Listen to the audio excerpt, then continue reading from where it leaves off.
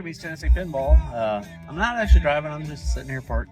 I'm just gonna follow up on that black belt pinball. So I had a conversation with Steve, and I'm just gonna pass it on. So I got two stories actually. I'm gonna start with the first one. So I'd place an order with him about once a week, and we kind of play this game where I give him a few parts, and I tell him to figure out what game I'm working on. So this time I told him I needed two red Art Deco domed pop bumper caps. And he goes, well, you don't need the domed ones, you need the slanted ones, and you're working on Evil Knievel. And he was right on both counts. So that was the first start of the conversation. So after I got my order done, I was telling him, I was like, had all these, I said, I got some 6803 questions for you. He's like, oh my God, you're not working on one of those. Dang. He didn't say dang things. He didn't cuss or even like fake cussing like dang. You're not working on one of those. Anyway, I was talking to him about the flashers causing some of the solenoids to fire, and he's like, hold a minute, let me go. I got his papers. And it's like, what?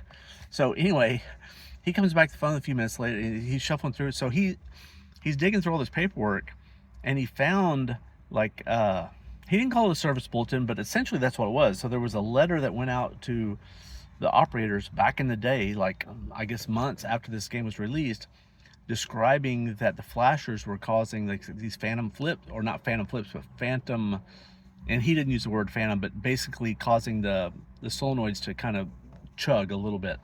And the solution was to put in like a big power resistor in line with the flashers. So anyway, he's sending me all this information. So it's like, I looked on IPDB and none of that stuff is there.